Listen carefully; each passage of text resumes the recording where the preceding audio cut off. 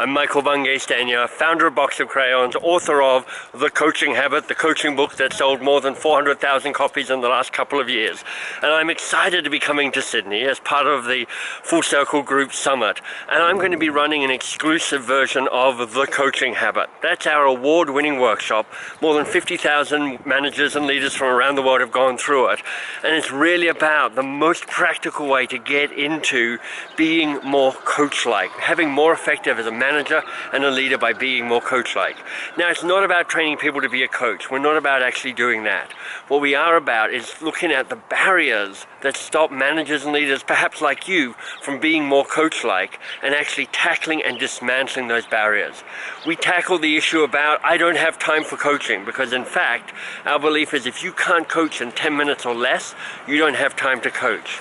And we tackle the barrier around, look, I don't even want to be a coach, but actually we say, you're right, you don't want to be a coach, but you do want to be a manager and a leader who's more coach-like.